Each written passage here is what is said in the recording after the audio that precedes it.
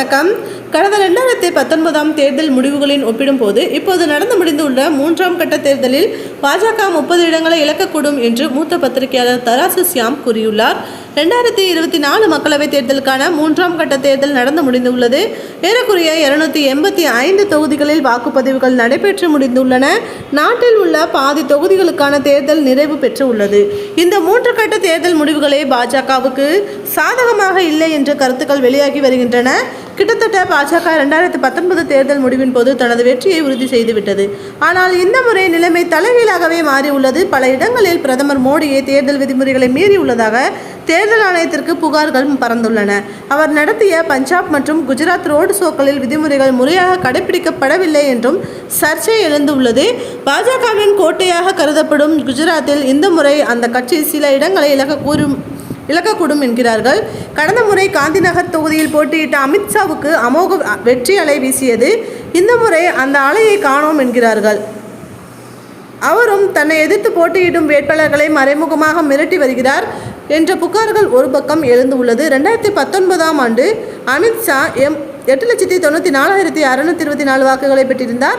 இது 69.7% வாக்குகள். அவரை எதிர்த்து நின்ற காங்கிரஸ் வேட்பாளர் டாக்டர் சி.ஜே. சாவ்டா 3,37,610 வாக்குகளைத்தான் பெற்றிருந்தார்.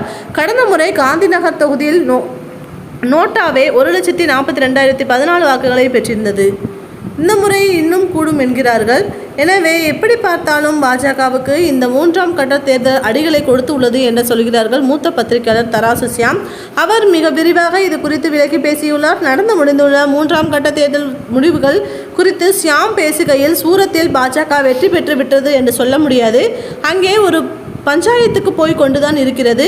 2013 நோட்டா கொண்டு வரப்பட்டது. அதன் பிறகு தேர்தல் அதிகாரிக்கு ஒருவர் வெற்றி பெற்றுவிட்டார் என்று ஒருதலைபட்சமாக அறிவிக்கும் அதிகாரம் இல்லை. எந்த வேட்பாளரும் களத்தில் இல்லை என்றாலும் நோட்டா முறை என்பது உள்ளது. அதற்கு வாக்களிக்கும் உரிமை வாக்காளராகிய நமக்கு உள்ளது. அதை யாரும் பறித்துவிட முடியாது. அப்படியே அவர் அறிவிக்க நினைத்தால் ஜூன் 4 அன்றுதான் அறிவிக்க முடியும். அதற்கு முன்னதாக வெற்றி பெற்ற பத்திரத்தை எப்படி இந்த சூரத் தேர்தல் அதிகாரி வழங்கினார் என்றே எனக்கு புரியவில்லை.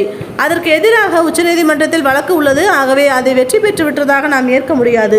எந்த நேரமும் அந்த வெற்றி செல்லாது என அறிவிக்கப்படலாம். கடந்த 2019 நடைபெற்ற 3வது ரவுண்ட் தேர்தல் போது பாஜகவுக்கு அதிகப்படியான இடங்கள் கிடைக்கக்கூடும் என்று உறுதி செய்யப்பட்டுவிட்டது. இந்த முறை 3ஆம் கட்ட தேர்தல் நடந்து முடிந்துள்ள நிலையில் பாஜகவுக்கு பழைய செல்வாக்கு கிடைக்க வாய்ப்பு இல்லை என கள நிலவரமாகவே உள்ளது. குறிப்பாக கர்நாடகாவில் கடந்த முறை பாஜக வெற்றி பெற்ற இடங்களில் பாதியை பெறுமா என்பதே சந்தேகம்தான். கர்நாடகாவில் எழுந்துள்ள பாலியல் புகார் பாஜகவுக்கு மிகப்பெரிய சரிவை ஏற்படுத்தி உள்ளது. நிச்சயம் 15 தொகுதிகளை பாஜக இழக்கவே செய்யும் என்று மூத்த பத்திரிகையாளர் தராசு சியாம் கூறியுள்ளார்.